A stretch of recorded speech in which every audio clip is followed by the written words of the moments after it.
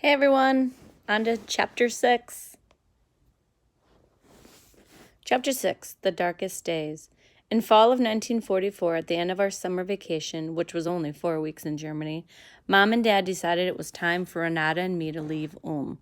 We were to go stay with Dad's favorite sister, Louise, in Lutschkirch, where we would be safer. The bombings had escalated. The piercing sound of the air raid sirens woke us up 2 and 3 times a night.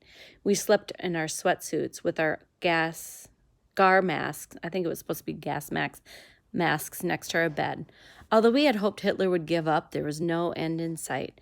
It was very difficult for me at 15 and Renata, only 11, to pack our clothes and school supplies to leave Mom and Dad, not knowing when we would see them again. Tante Louise had offered to keep us as long as needed. We both loved visits to Tante Louise, but this was different. Lietkirch, I don't know how to pronounce that, a small village at the foothills of Bavarian Alps, was also known near Lake Constance. Lietkirch was the perfect place tucked away in the southern part of Germany. Fortunately, it was never bombed. It will always have a very special place in my heart. As long as I can remember, my family took frequent trips to this quaint village, always on Sundays. Papa's favorite sister Louise lived there, and she was always happy to see us. The trip to Tante Louise always seemed very long, 70 kilometers. Here's a math problem. Figure out how many miles that is and put it in the comments. The roads were winding, and we 3 children sat in the back seat of the car. Most of the time, I had a very queasy stomach, and Mom slipped me half lemon with a sugar lump in it so I could suck on it. Heaven forbid it if I ever would get car sick in Dad's impeccably clean Mercedes, or he would have to stop. Dad was always wearing a gray suit, white shirt and tie, and leather riding gloves. The 3 of us dressed in our Sunday best. That was no fun. However, vacation to Tante Louise's place made up for it. This time, though, we were going to stay longer.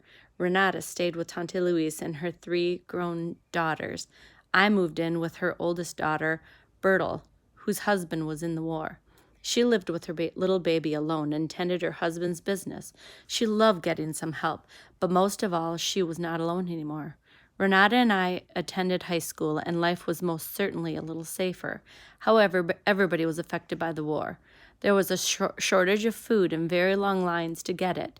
I will never forget once when people were standing in line very early in the morning for a loaf of bread, when suddenly planes appeared and shot at the people. My most vivid memory of my stay in Lutschkirch took place one unforgettable night. It was the 2nd of Advent at 6:30 p.m. in 1944. Far in the distance, we heard rumbling like thunder, but soon we realized it was more serious than that. We stepped outside in a bitter cold night. In fact, the winter of 1944 was the coldest winter, and to the north, in the direction of Ulm, we saw blazing red sky. I can still hear the sound, and the sky seemed to be getting even more red.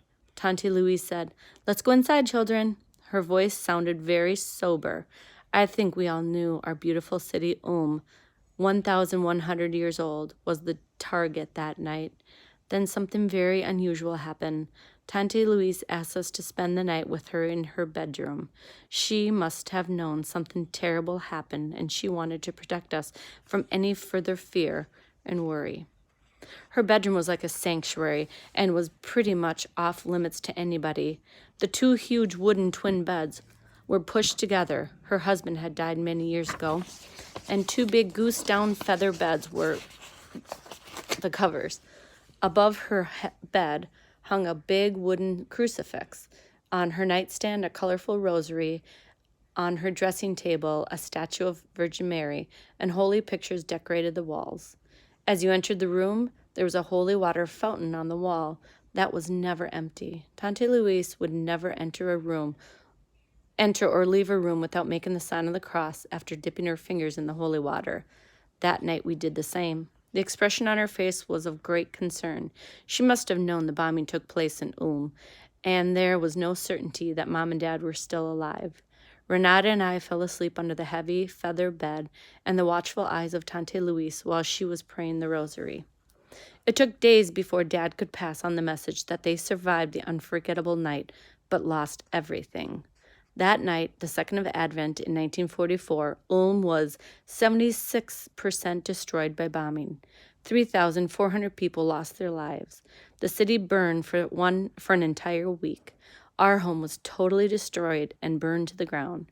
Mom and Dad escaped through a small tunnel that led to the backyard. There was absolutely nothing they could save, just what they were wearing.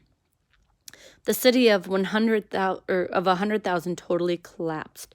Soon after the attack, 1 week later, the army rolled in with their trucks and picked up the frozen, dead bodies and disposed of them in massive graves. Early 1954, the invasion of Lütkirch took place. Everybody was well aware that the war was coming to an end. The Russian army was closing in on Berlin. The British and American soldiers were entering from the north and west, crossing the Rhine at Remagen, the only bridge that was not destroyed.